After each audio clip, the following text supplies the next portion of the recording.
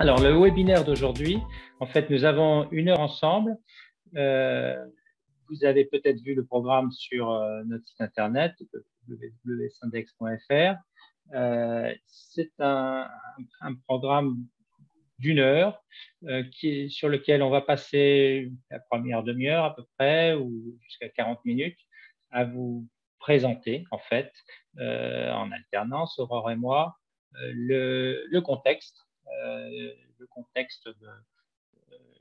juridique et politique de l'évolution, des évolutions environnementales et en particulier des contraintes qui pèsent sur les entreprises et des opportunités qui se présentent en matière de meilleure prise en compte de l'environnement. Ensuite, nous verrons plus particulièrement ce qui est apporté par la loi climat et résilience, qui a été adoptée par la France dans son cadre juridique depuis le mois d'août dernier, et qui donc donne des prérogatives nouvelles au CSE.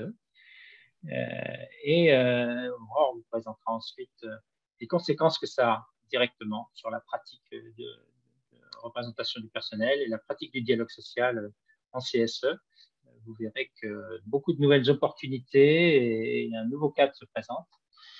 Et vous prendrez la parole ensuite pour finir la présentation avec l'accompagnement que Syndex peut vous apporter sur ces questions-là de prise en compte et de ces nouvelles prérogatives et de mise en œuvre dans le dialogue social. Et ensuite, on aura tout un temps de questions-réponses, débats avec vous. Et pour cela, donc, vous pouvez utiliser dans l'écran, vous avez un espace de chat, mais vous avez un espace spécifique aussi, Q&R, questions et réponses, que nous vous invitons à utiliser pour nous poser vos questions. Vraiment, toutes les questions vont passer par ce canal-là. Nous, on le surveille pendant le webinaire. S'il y a des questions de compréhension qui touchent à ce qu'on est en train d'expliquer, eh bien, on tâchera de répondre à ces questions au fur et à mesure de notre présentation, de façon interactive. Et puis, si c'est plus des questions de fond ou des avis que vous voulez échanger avec nous, eh bien, on gardera ces questions-là pour la suite, après la présentation, donc dans la dernière partie du webinaire, où on ouvrira l'échange avec vous de façon beaucoup plus ouverte, justement. Voilà, donc j'espère avoir balayé le programme. Aurore, je vais te passer la parole si tu veux partager le diaporama et commencer la présentation. Je te donne la main. Alors, juste un petit point de détail avant de commencer. Alors, attendez un instant, on a un petit souci. Le support du webinaire vous sera envoyé d'ici la fin de la semaine. Et il y aura également un lien vers le replay de cette conférence. Voilà. Alors, comme vous l'a dit Olivier, on va commencer par un petit temps de mise en perspective en fait de cette loi climat. La loi climat donc intervient aujourd'hui, mais elle est issue d'un long processus qui a progressivement renforcé les contraintes envers les entreprises. Donc, la première chose qu'on va voir, c'est que c'est un contexte français, la loi climat, mais ça s'insère dans un contexte international. Et c'est la pression de ce contexte international qui fait qu'on en arrive aujourd'hui à avoir des mesures en France un peu plus contraignantes. Alors, les préoccupations environnementales ne sont pas nouvelles. Au niveau des Nations Unies, il y a eu différentes rencontres. Peut-être que vous vous rappelez du protocole de Kyoto en 1997, qui a été un des premiers à vraiment apporter une prise de conscience sur les effets des gaz à effet de serre sur l'environnement et sur l'avenir de la planète. Depuis, il y a eu régulièrement des conférences internationales, des rencontres comme ça, de parties, de différents États.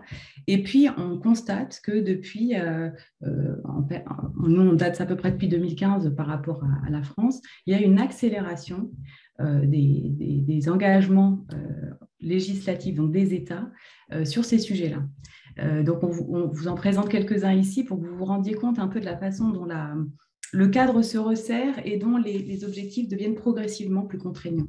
2015 en France, c'est une date de référence puisque c'est la loi pour la transition énergétique, pour la croissance verte, qui a lancé la stratégie nationale bas carbone.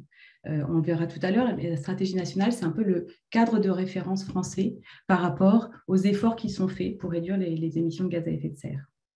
Ça, c'était 2015. Et à cette date-là, il y a eu l'engagement qui a été pris par la France, enfin, l'objectif que s'est fixé la France, qui est de réduire les émissions de gaz à effet de serre de 40% d'ici 2030 par rapport au niveau qu'elles avaient en 1990. Et puis, depuis, il y a eu d'autres échéances. Vous avez probablement entendu parler de l'accord de Paris, qui a été donc signé en 2015, qui entre en vigueur en 2016. C'est un accord qui a rendu plus visible, qui a été un moment de prise de conscience collective des effets des émissions de gaz à effet de serre sur l'environnement et de l'importance de réduire les émissions de ces gaz à effet de serre.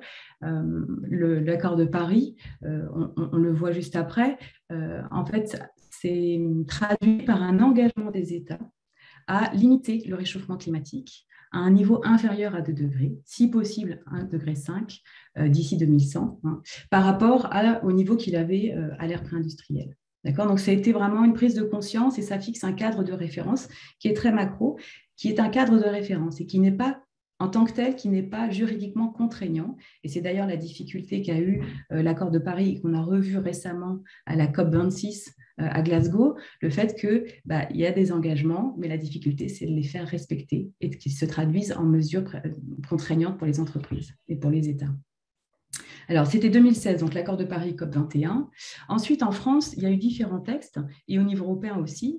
2017, on a mis en avant la loi sur le devoir de vigilance. On y reviendra par la suite, mais c'est une loi qui fixe un cadre, pour le coup, relativement contraignant pour les entreprises françaises, donc c'est pour les grandes entreprises, plus de 5000 salariés, un cadre contraignant qui les oblige à publier un plan de vigilance. Et on y reviendra, mais c'est un plan qui va détailler un peu les effets que les entreprises, que les activités des entreprises ont sur l'environnement et la façon dont elles comptent s'attacher, mettre en œuvre des mesures pour les réduire. 2018, il y a eu une révision du cadre européen sur le climat avec la fixation d'objectifs un peu plus ambitieux pour réduire les gaz à effet de serre. Et ça, on le retrouve actuellement donc, avec un niveau d'exigence encore supérieur en 2021 avec le Pacte vert pour l'Europe qui a fixé un cadre d'engagement plus fort. Donc, l'ambition de l'Europe, c'était d'atteindre la neutralité carbone en 2050. Et récemment, en juillet, l'Europe s'est fixé une trajectoire encore plus volontariste en disant 2050, pour atteindre la neutralité carbone en 2050, il faut qu'on réduise nos émissions de gaz à effet de serre de 55% d'ici 2030. Voilà, donc ça fixe une trajectoire plus forte et pour le coup, qui est un objectif qui s'impose aux États membres qui ont signé cet accord, dont la France. Et donc, traduction de ce cadre européen qui se précise et qui devient plus contraignant, eh bien, en France, on a la loi énergie-climat en 2019 et la loi climat et résilience en 2021. Et donc, si on regarde un peu la trajectoire que ça... je vais un peu vite là. On va revenir sur le niveau européen.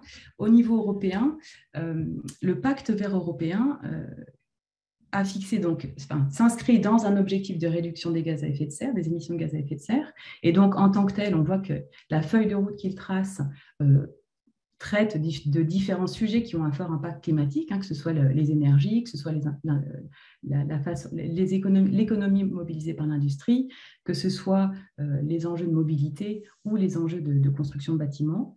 Mais la feuille de route du pacte est plus large et elle traite également des enjeux alimentaires, de tout ce qui touche à la préservation des écosystèmes et de la biodiversité et également au sujet des pollutions. D'accord ? Donc, cette feuille de route européenne est plus large que juste le thème climatique. Elle englobe bien les différentes prérogatives environnementales et elle vient percuter des politiques européennes qui étaient déjà en place, notamment au niveau industriel, donc des stratégies et des politiques industrielles qui vont devoir s'adapter pour se conformer aux objectifs du pacte vert européen. Et c'est en ça que ce cadre-là est contraignant. Et donc, ça a des répercussions évidentes pour les entreprises de ces différents secteurs qui vont se voir imposer des normes, enfin des objectifs de réduction de leurs émissions ou de transformation de leur modèle de production.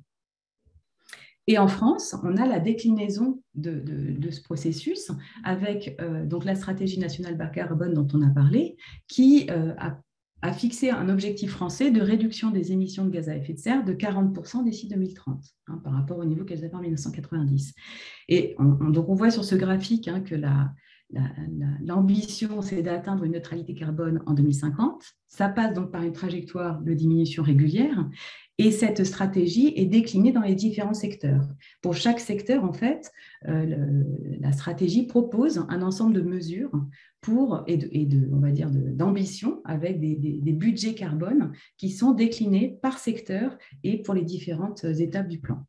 Donc, c'est un cadre qui n'est pas contraignant, mais c'est un cadre de référence pour les entreprises.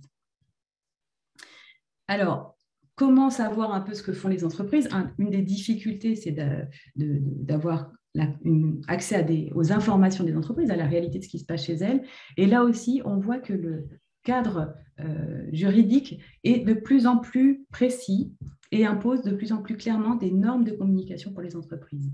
Donc, on vous retrace ici les obligations pour les entreprises françaises, définies par la loi française. On fixe une origine en 2001 avec la loi NRE qui a mis le cadre sur la première obligation de reporting relatif à la RSE, qui concernait uniquement les entreprises cotées à l'époque. Sachant que, on va dire que c'est une obligation de reporting, mais la forme est restée ouverte. 2010, ce cadre a été renforcé puisqu'il a désormais inclus également les entreprises non cotées et est apparue à ce moment-là l'obligation de publication d'un bilan des émissions de gaz à effet de serre, qu'on appelle le BGES, qui n'est pas tout à fait la même chose que le bilan carbone. On pourrait y revenir s'il y a des questions. Et puis 2017, donc la loi sur le devoir de vigilance, donc 7 ans plus tard. Cette loi-là, on en a parlé tout à l'heure, c'est une obligation de reporting plus contraignante, plus précise pour les entreprises de plus de 5000 salariés, qui impose un processus détaillé qu'on appelle un plan de vigilance, dans lequel les entreprises doivent identifier les risques que leur activité fait peser sur l'environnement et les plans d'action qu'elles comptent mettre en œuvre pour y remédier.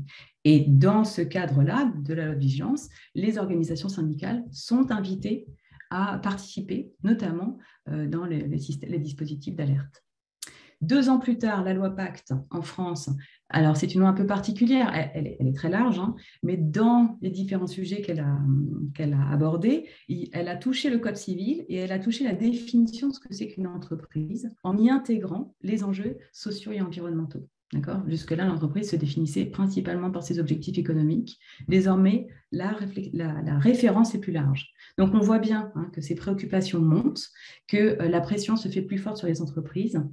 Et 2022 est attendue une directive européenne qui doit encore une fois venir préciser ce qui est attendu en termes de reporting RSE et on va dire les informations que les entreprises devront communiquer.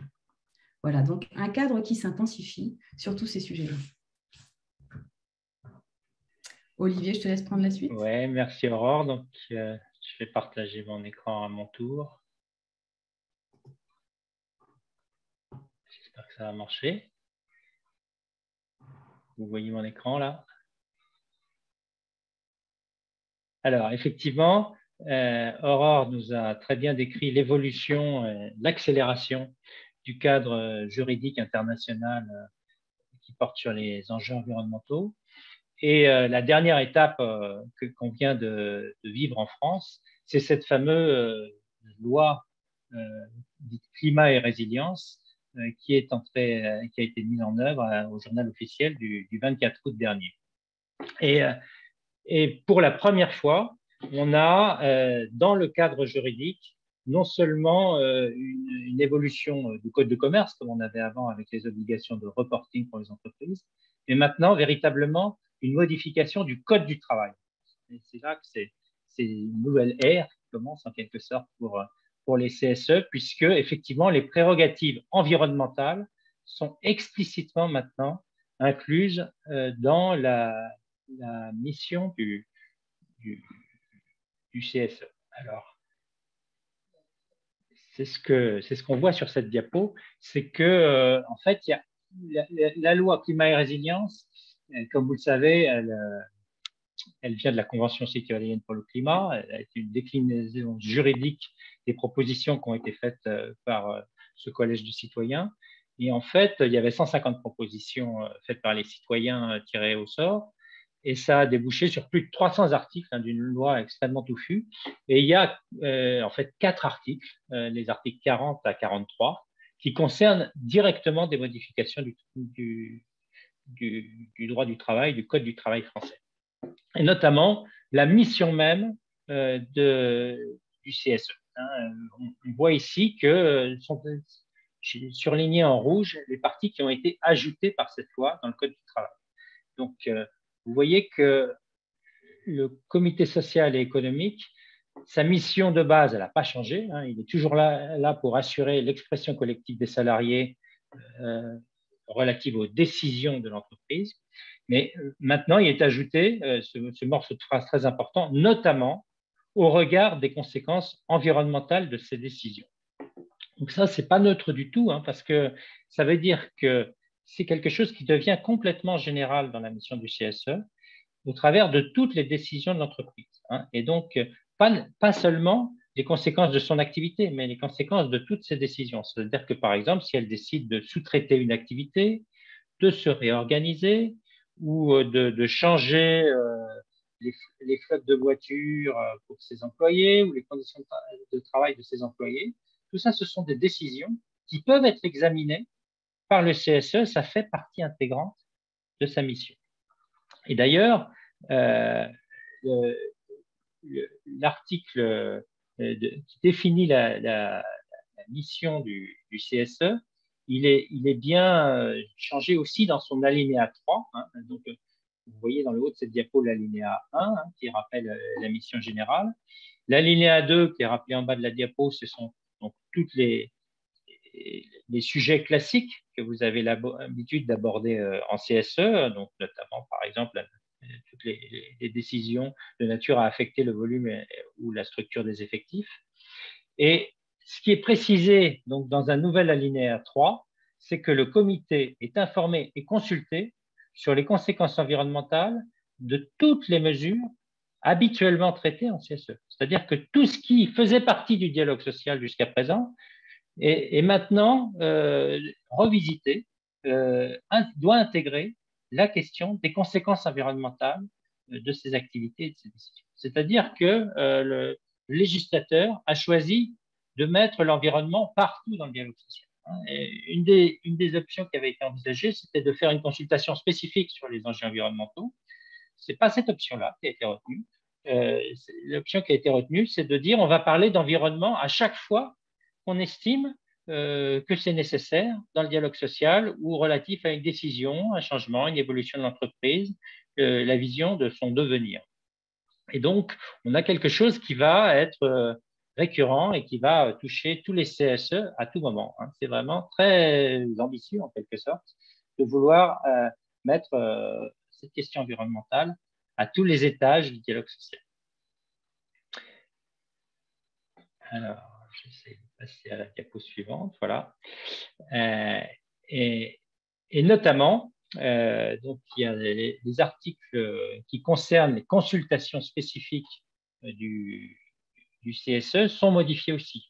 Donc, pour toutes les consultations récurrentes, il est désormais prévu d'aborder l'impact environnemental, c'est-à-dire qu'il y a une obligation d'information de l'employeur en direction du CSE sur les conséquences environnementales de son activité, que ce soit dans les consultations récurrentes, les 3 consultations classiques sur la situation économique et financière, sur la politique sociale de l'entreprise ou sur ses orientations stratégiques, mais aussi lors de toutes les consultations ponctuelles. À chaque fois, il doit y avoir un chapitre par exemple, pour un projet de déménagement ou un projet de construction d'une nouvelle usine, changement d'une ligne de produit, et bien à chaque fois, il va y avoir un volet spécifique, une sorte de chapitre qui doit décrire les conséquences environnementales de cette consultation ponctuelle qui est soumise à l'avis du CSE.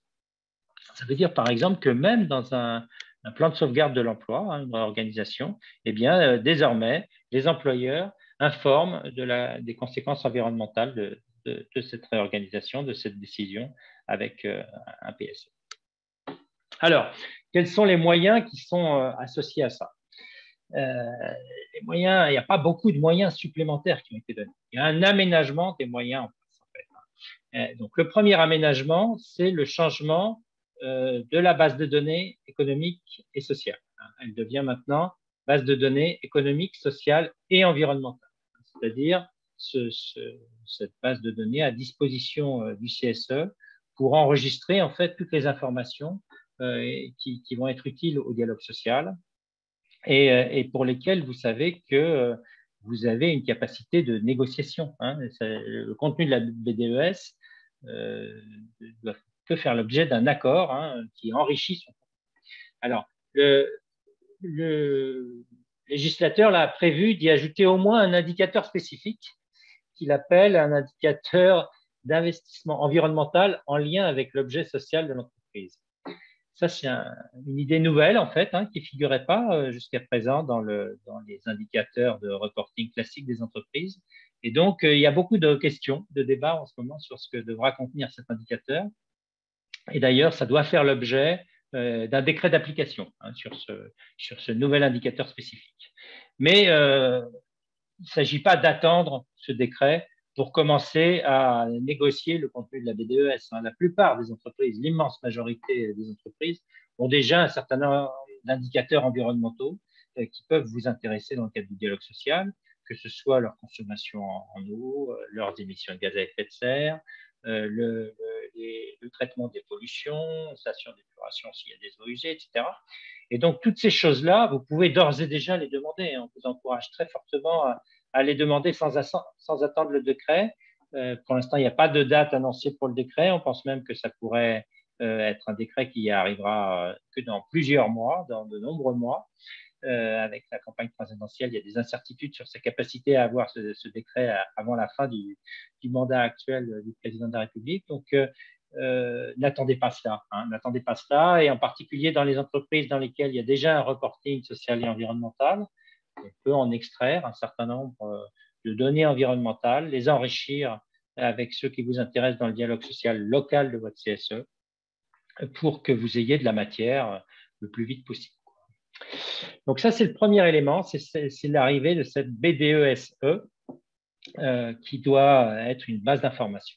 Le deuxième élément, évidemment, c'est de s'approprier ces enjeux environnementaux dans le dialogue social. Ce n'est pas une habitude pour les représentants du personnel. D'ailleurs, ce n'est pas non plus une habitude pour les employeurs, les patrons. Et tout le monde est en train de se former sur ces questions-là. Et notamment, la loi a prévu que le stage de formation économique qui est destiné aux membres titulaires du CSE, elle inclut désormais cette question des conséquences environnementales de l'activité des entreprises. Donc, c'est vraiment quelque chose qui va faire partie des connaissances de base qu'il faut avoir pour entrer dans un dialogue social de qualité.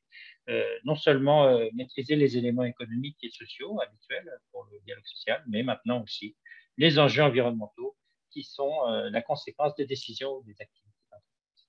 Donc, la plupart des organismes, tels que Syndex, je vous en parlerai tout à l'heure, sont en train d'adapter leur offre de formation pour intégrer ces éléments-là et que vous en profitiez pour être plus à l'aise sur ces espaces-là, bien au-delà de ce webinaire qui est juste une introduction.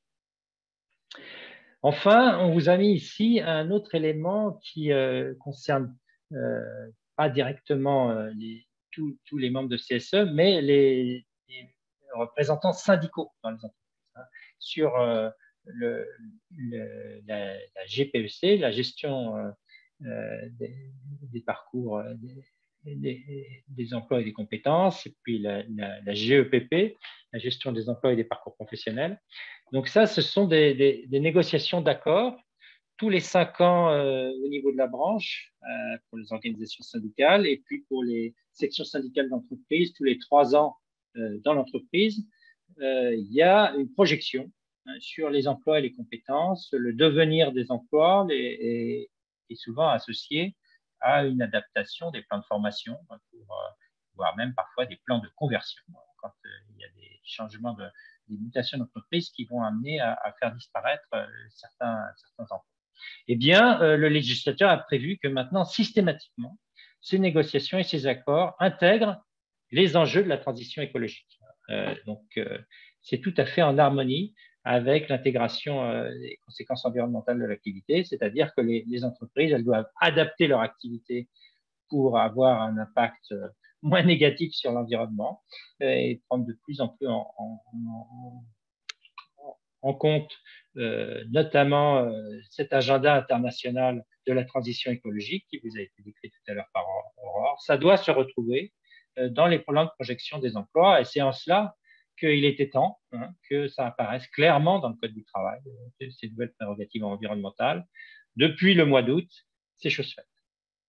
Alors, beaucoup de gens sont en train de se demander, mais qu'est-ce que ça veut dire d'intégrer les conséquences environnementales de l'activité de l'entreprise, des décisions de l'entreprise. Effectivement, c'est un sujet très vaste.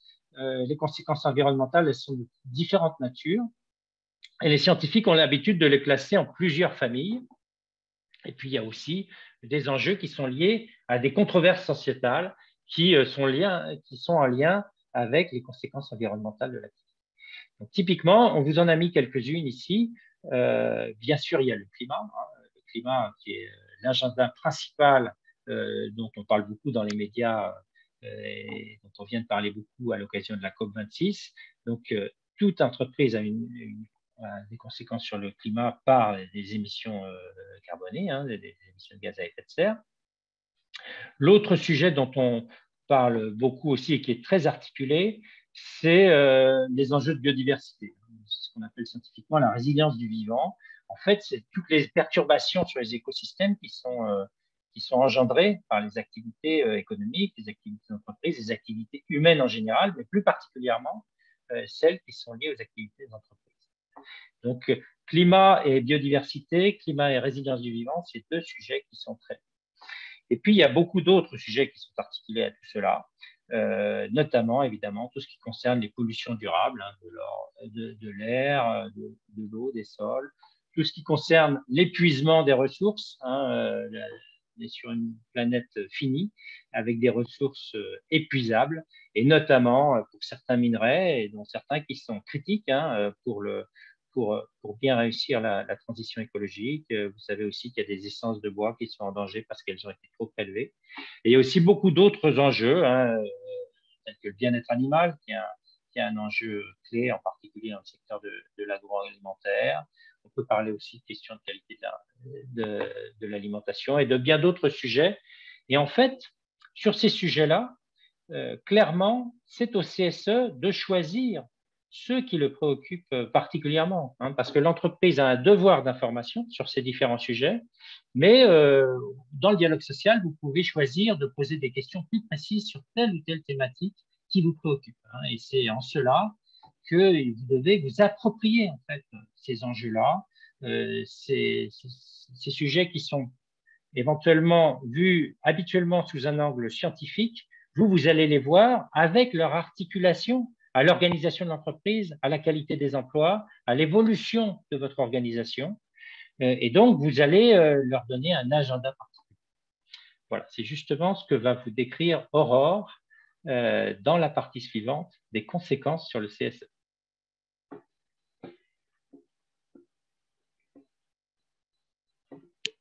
On ne t'entend pas, Aurore. C'est concrètement quel impact pour les CSE. Comme l'a expliqué Olivier, ce n'est pas forcément une paire de lunettes avec laquelle on était habitué à regarder l'activité de l'entreprise. Mais quand on se pose cette question-là, en fait, on se rend compte, on va dire que les thématiques devenant plus présentes dans l'environnement de l'entreprise, que ce soit, donc on a parlé tout à l'heure des contraintes législatives, mais il y a aussi les évolutions de la demande des clients, des consommateurs qui ont certaines attentes par rapport aux produits qu'ils veulent et aux services qu'ils veulent acheter, donc ils commencent à mettre une certaine pression aussi sur l'entreprise. Vous allez aussi avoir les acheteurs publics dans leurs appels d'offres qui vont mettre aussi des clauses qui prennent en compte ces sujets-là. Donc, le contexte en général devient plus pesant pour l'entreprise qui doit du coup le prendre en compte. Et ça va impacter la façon dont l'entreprise gère ses activités habituellement. Et du coup, pour vous, c'est intéressant de prendre ce sujet à chaque fois que vous êtes informé et consulté sur un des items récurrents, par exemple. Si on prend la situation économique et financière de l'entreprise, le fait de devoir adapter son offre de services et de produits, le fait de devoir communiquer différemment, l'oblige en fait à réfléchir à sa façon de faire et du coup peut conduire l'entreprise à prendre des décisions qui vont modifier sa façon de produire. Quand vous faites l'information consultation sur la situation économique et financière, dans ces éléments-là pour les grandes entreprises, vous retrouvez l'accès à l'information sur la déclaration de performance extra-financière de l'entreprise, par exemple. C'est un ensemble d'éléments qui sont communiqués par l'entreprise sur la façon dont elle voit et analyse son activité. Prendre en compte la façon dont l'environnement a un coût pour l'entreprise. On peut prendre en compte, par exemple, les sujets qui ont trait aux contraintes de dépollution des sols, de dépollution des rejets liés à l'activité industrielle, les contraintes liées aux déchets, les contraintes liées au fait de devoir prendre en compte des matières premières recyclées dans le cycle de production. Tout ça peut avoir des incidences économiques et financières pour l'entreprise. Parfois, ça peut être des économies. Vous pouvez avoir accès, par exemple, quand on voit pas mal d'entreprises qui ont travaillé sur leur chaudière, en mettant en place des chaudières en biomasse ou qui se traduisent finalement après l'investissement par des économies dans le fonctionnement récurrent. À l'inverse, certaines situations peuvent se traduire par des surcoûts. Donc, c'est intéressant en tant que CSE de se rendre compte quelles sont les mesures qui sont prises par l'entreprise, quels sont les risques auxquels elles sont exposées et quelles sont les incidences économiques et financières, les choix en fait qui sont faits par la direction pour faire face à cette situation. Ça, c'est au niveau économique et financier. Si on va sur les enjeux plus stratégiques, on voit bien, on vous l'a dit et redit, on voit bien les contraintes auxquelles les entreprises sont exposées, la façon dont elles doivent y répondre. Alors, elles doivent y répondre de deux façons. D'une part, déjà en essayant progressivement d'atténuer leurs impacts négatifs sur l'environnement. C'est ce qu'on appelle des politiques de réduction de leurs impacts. Et puis l'autre effet, dont parlait Olivier tout à l'heure, c'est de devoir s'adapter au fait que l'environnement change, il a des effets sur leur activité et donc elles doivent s'adapter en faisant évoluer parfois leur offre de service, leur façon de produire.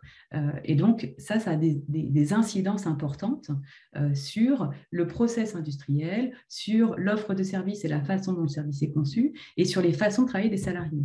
Donc, ces dimensions-là, plus l'entreprise anticipe, plus elle peut prendre en compte les enjeux sociaux, les conditions de travail des salariés, les besoins de formation et d'accompagnement. Si l'entreprise n'anticipe pas et ne vit que des chocs, le risque pour les représentants des salariés, c'est de découvrir la situation aussi au moment où l'entreprise le découvre, avec derrière des choix de gestion qui peuvent être très drastiques. Un exemple qui est souvent donné, c'est celui de l'automobile, avec le passage aux véhicules électriques. Et on voit bien tout ce que ça implique en termes de modification des métiers, de chaînes d'approvisionnement des fournisseurs, etc. Si ces sujets-là sont traités en amont de façon collective en impliquant les représentants et salariés, ça permet à l'ensemble de l'entreprise, salariés et direction, de pouvoir construire un chemin qui préserve l'emploi et qui garantit la compétitivité de l'entreprise. Donc, il y a un enjeu d'anticipation et c'est une obligation pour l'entreprise, pour la direction désormais, quand elle vous présente les orientations stratégiques, d'intégrer des informations sur la dimension environnementale de son activité.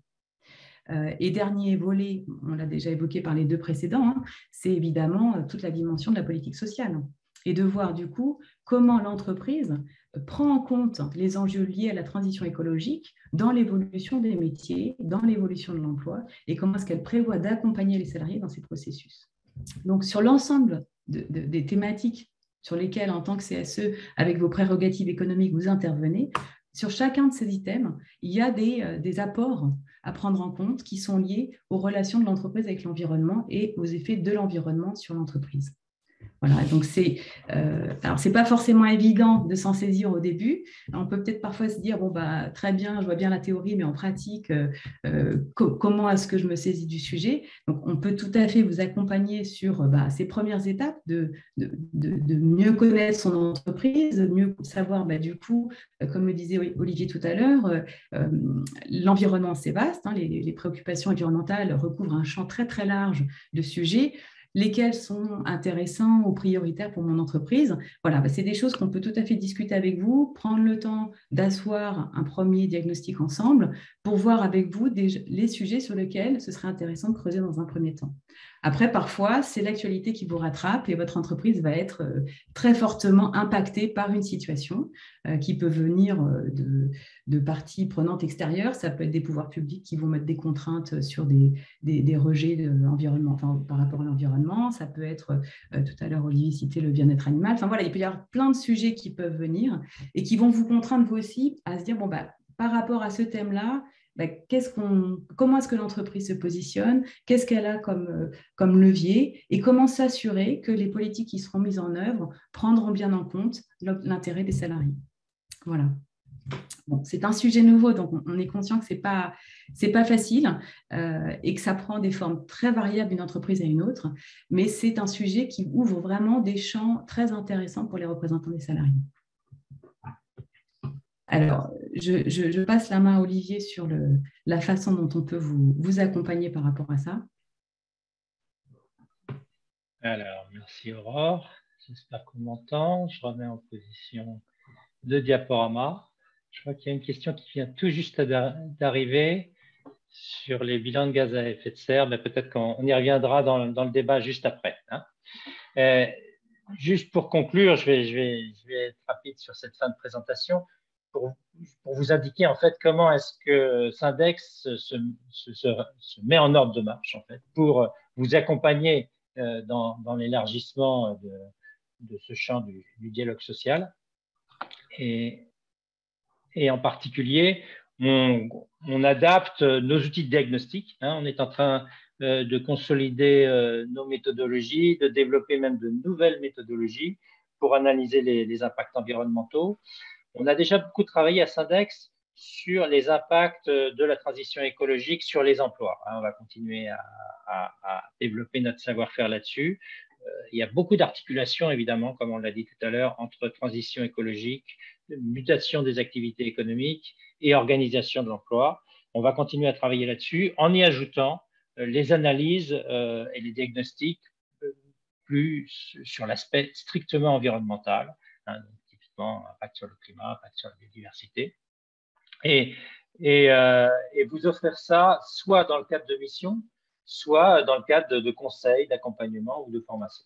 Et justement, ça a été prévu aussi par le législateur. En fait. Le législateur, dans les modifications du Code du travail, il a aussi changé les prérogatives, le cadre d'intervention des experts comptables au service des CSE. Hein, et notamment en y ajoutant systématiquement la notion d'investigation possible sur les champs environnementaux. Hein. Donc, on avait évidemment les champs économiques, financiers, sociaux, et maintenant explicitement les champs environnementaux qui rentrent dans le cadre de nos expertises, donc et notamment sur les comptes au même titre que les commissaires aux comptes. Donc, on peut ouvrir les livres et vous aider, donc soit dans le cadre des expertises pour les infoconsultes récurrentes, hein, les 3 infoconsultes qu'on a déjà citées, donc situation économique et financière, politique sociale ou orientation stratégique, et aussi sur toutes les infoconsultes ponctuelles, hein, sur lesquelles on vous accompagne classiquement et sur lesquelles maintenant on regardera aussi ce chapitre spécifique sur les impacts environnementaux de la décision spécifique de l'entreprise sur consultation ponctuelle.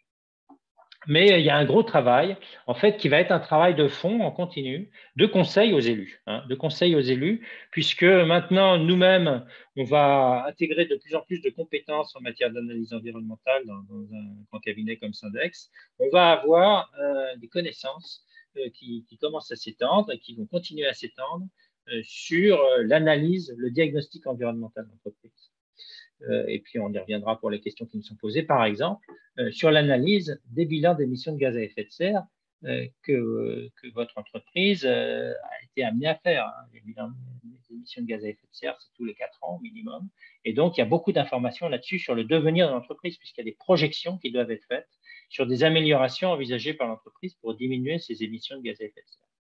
Donc, tout ça, c'est des choses qui vont rentrer dans le conseil et qui pourront être utilisées par vous dans le dialogue social. Et notamment, à court terme, il y a vraiment quelque chose qui va se poser dans les semaines et mois à venir. Clairement, c'est comment est-ce qu'on enrichit l'ancienne BDES pour la transformer effectivement en base de données économiques, sociales et environnementales.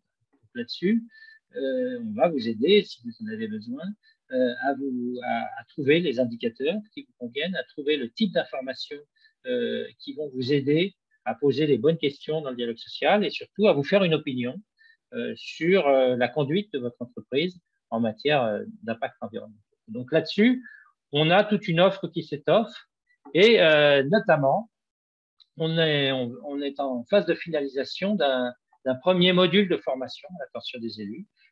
Donc là, c'est une formation d'une journée que Aurore et moi aurons le plaisir d'animer régulièrement à partir du début de l'année prochaine. On a déjà mis des dates pour des inter-CSE à partir de février 2022. Par défaut, on a mis une date par mois, mais on pourra en rajouter s'il y a beaucoup de demandes, ce qu'on espère.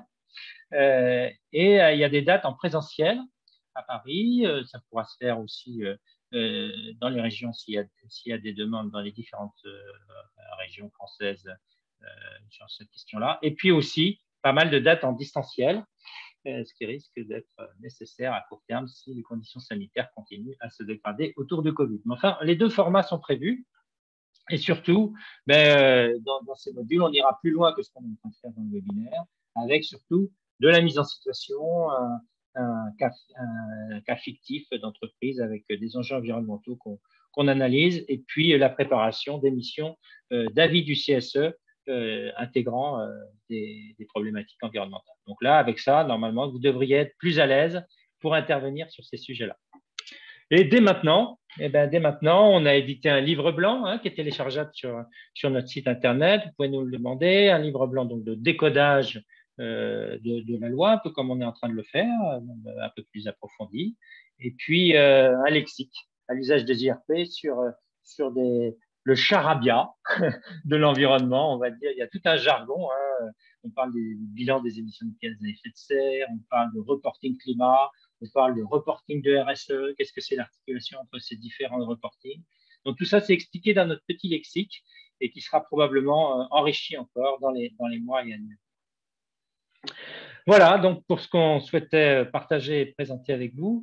Et donc, on vous propose maintenant d'élargir le débat et de répondre plus particulièrement à vos questions.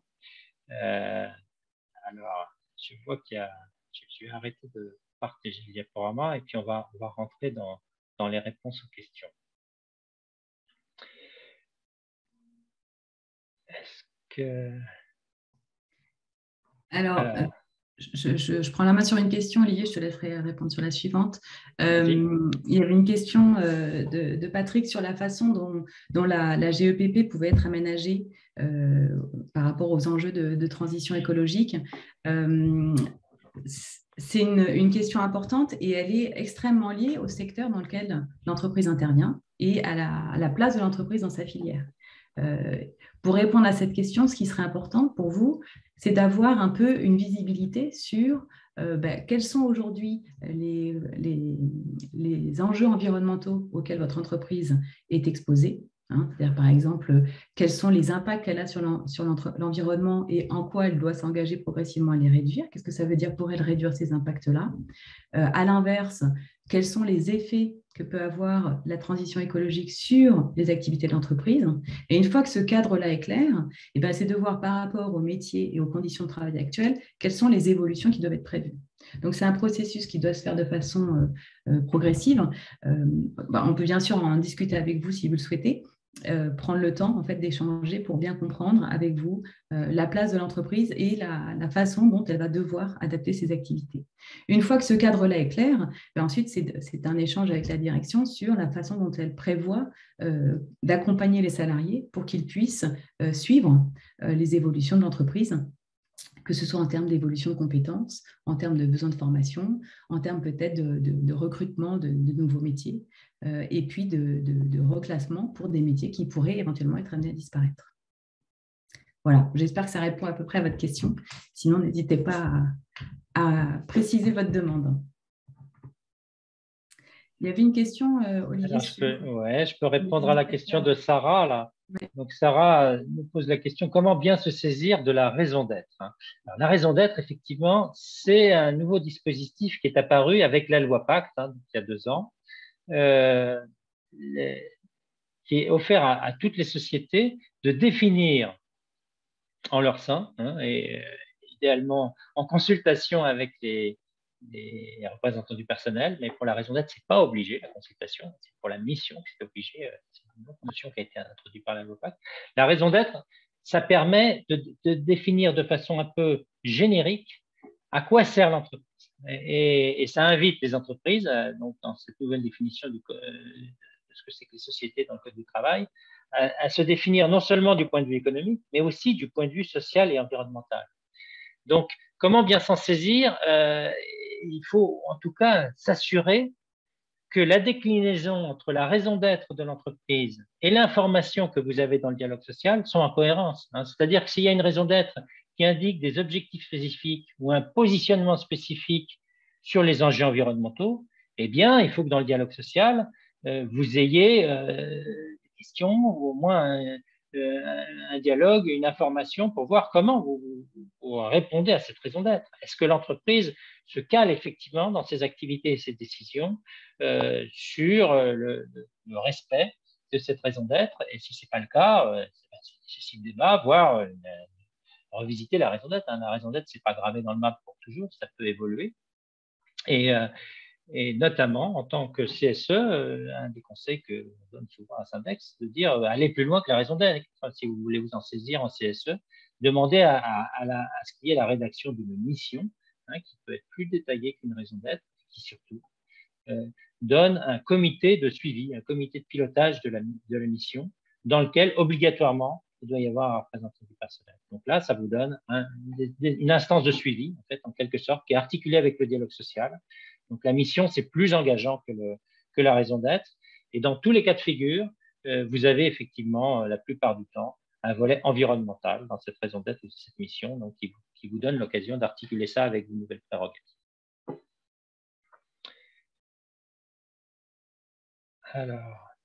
Alors, on a une question sur les incidences pour les salariés d'un hôpital public qui, du coup, ne sont pas structurés en CSE. Alors, la loi climat a ouvert cette prérogative pour les CSE uniquement. Donc, à ce jour, il n'y a pas on va dire, de base juridique nouvelle pour des représentants de salariés qui ne seraient pas en CSE. Après, c'est sûrement des choses qui vont se structurer dans le temps. La pression est de plus en plus forte. Et puis, ça a été dit au début, mais c'est important de l'avoir en tête, c'est que la loi climat met en lumière les enjeux environnementaux, mais il faisait déjà partie de thèmes dont le CSE pouvait se saisir, d'accord, puisqu'il touche la marche et l'organisation de l'entreprise, d'accord. Donc, ils n'étaient pas spécifiquement nommés, mais ils en faisaient partie. Donc, au niveau de l'hôpital public, de toute façon, on va dire tout ce qui va toucher et modifier l'organisation et le fonctionnement de l'entreprise fait partie de thèmes dont les représentants des salariés peuvent se saisir. Donc, celui-ci en fait partie aussi. Ce ne sera pas par le biais de la loi climat, mais ça fait partie des prérogatives générales des élus du personnel. Alors, je peux peut-être prendre le relais en fait sur des questions qui ont été posées dans le cours de notre présentation, qui étaient des questions très spécifiques sur lesquelles on peut revenir. Il y avait quelqu'un qui se posait la question des indicateurs environnementaux qu'on pouvait utiliser. Alors, aujourd'hui, le législateur n'a pas encore produit un décret qui précise des indicateurs obligatoires, hormis celui qui a été évoqué tout à l'heure, lié à la raison sociale de l'entreprise. Donc, nous, ce qu'on encourage à faire, c'est de vous articuler avec les indicateurs du reporting. Alors, si vous n'avez pas de reporting interne sur les enjeux environnementaux, peut-être avez-vous un reporting externe, au moins qui correspond à des obligations de votre entreprise. Pour les entreprises de plus de 500 employés, il y a un certain nombre d'obligations de reporting, notamment sur les enjeux climatiques, et que vous pouvez demander à avoir systématiquement comme source d'information et avec des tableaux de suivi d'année en année pour voir quels sont effectivement les plans d'action et la politique climat. Est-ce que ça a une influence effective sur la réduction des émissions de gaz à effet de serre ou sur la réduction des pollutions qui sont liées à l'activité de notre entreprise. Donc là, en fait, les indicateurs, bien souvent, il y en a qui existent déjà dans votre entreprise. Et s'il y a des sujets sur lesquels vous aimeriez en avoir et qui n'existent pas, nous, ce qu'on encourage, c'est à s'articuler avec les grands référentiels internationaux du reporting, notamment un référentiel classique qui est le référentiel de la Global Reporting Initiative, qui propose une centaine d'indicateurs et qui propose des méthodes pour les approcher. Et donc, ça, c'est des choses sur lesquelles Syndex peut vous aider en fait, à construire, par exemple, des indicateurs qui ne seraient pas étrangers au monde des affaires. Votre entreprise ne peut pas les rejeter comme étant une idée saugrenue. C'est des indicateurs qui correspondent à des lignes directrices internationales qui sont proposées pour le reporting d'entreprise et qui peuvent donc être des bases tout à fait solides pour le dialogue social. Notamment, il y a des indicateurs environnementaux, puis il y a aussi des indicateurs sociaux et sociétaux. Donc, ça permet de faire le lien entre les enjeux sociaux dont vous avez l'habitude, des enjeux sociétaux, comme par exemple l'intégration des personnes handicapées, etc. Et puis des enjeux environnementaux. Et parfois, il y a des compromis à trouver entre ces différentes injonctions qui viennent sur une entreprise et qui ne sont pas toujours faciles à combiner. Dans la rénovation des bâtiments, par exemple, il y a beaucoup d'injonctions qui peuvent paraître contradictoires pour l'aménagement et qui sont intéressants à discuter dans le groupe. Et alors, évidemment, il y avait une question aussi sur les bilans des émissions de gaz à effet de serre tout à l'heure. Donc ça, c'est un outil de base qui est obligatoire aussi pour les entreprises de plus de 500 employés aujourd'hui. Mais la prochaine directive européenne, qui va être publiée en 2022, a priori, on sera sur un seuil de 250 employés. Donc, on a peu à peu, en fait, toutes les entreprises vont être concernées par une information, une publication obligatoire d'un certain nombre d'informations, notamment sur les enjeux d'émissions de gaz à effet de serre, sur lesquels il y a différentes méthodes, différentes techniques, dont des informations sur lesquelles les employés ont des choses à dire quand il s'agit des émissions de gaz à effet de serre qui sont liées à leur déplacement professionnel ou à leur déplacement de leur lieu d'habitation à leur lieu de travail. Évidemment, si on veut améliorer ces émissions-là, les diminuer, ça veut dire changer les conditions de déplacement des employés. Donc là, c'est évidemment un sujet qui peut être mis sur la table du dialogue social en CSE et sur lequel tout à fait impensable qu'il y ait des décisions unilatérales qui soient prises sans consultation des CSE. Alors, Olivier, on a quelqu'un qui lève la main depuis tout à l'heure, Bruno, qui souhaitait poser une question. Oui, vous m'entendez là, c'est bon? Oui. Oui. En fait, c'est super tout ce que vous faites. Et puis, je le dis très vite pour qu'on. Donc, en fait, ce sont beaucoup de normes, c'est beaucoup de négations, c'est beaucoup de ne pas, etc. Mais il me semble que dans une entreprise, il faut aussi embarquer les gens par un nouveau récit, un nouveau désir, un nouvel imaginaire, quelque chose un peu d'une affirmation créatrice, quoi. Et donc, est-ce qu'il y aura quelque chose… À mon sens, c'est fondamental de penser aussi à ça, quoi. C'est-à-dire la liste des injonctions négatives, c'est très, très bien. Mais s'il n'y a pas des propositions affirmatives sur un récit, sur quelque chose qui enthousiasme, ça va être très standardisé, très indicateur, et il y a un tel désenchantement actuellement que voilà, il faut un peu réenchanter le monde.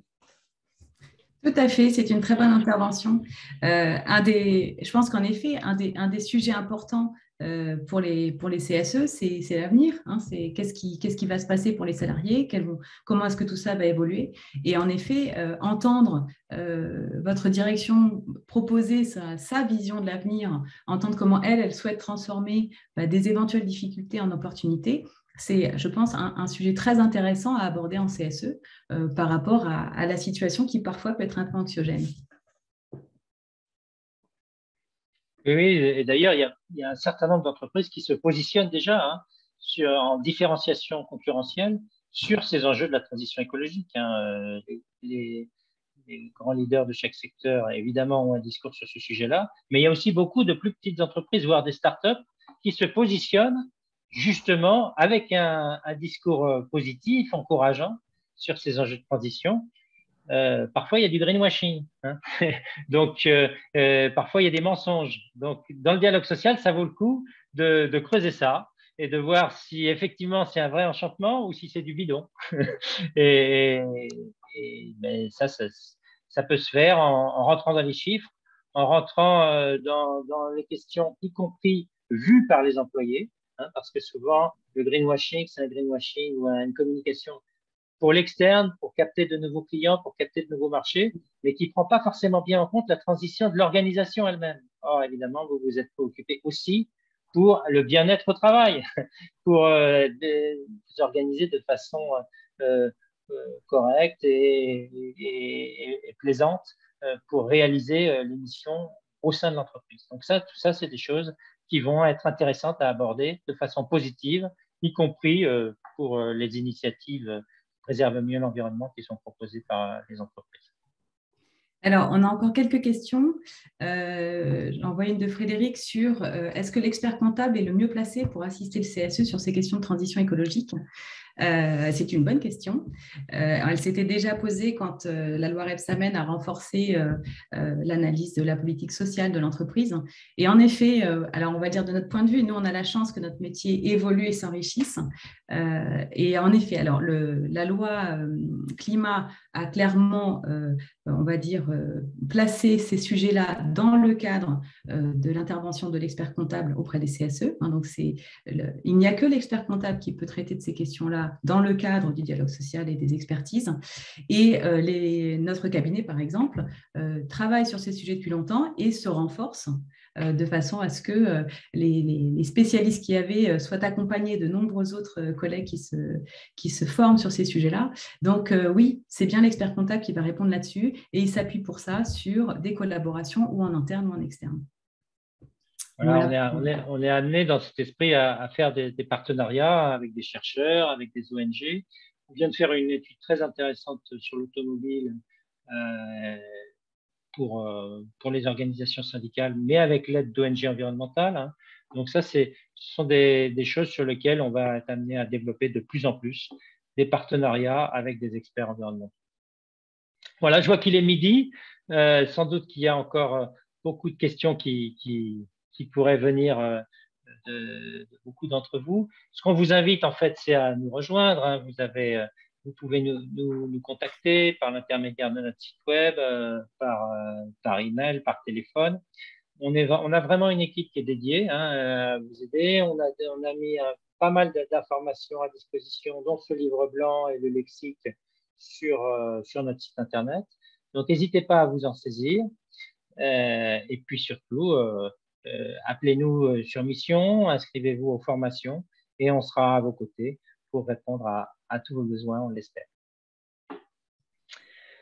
Merci et à bientôt. À bientôt.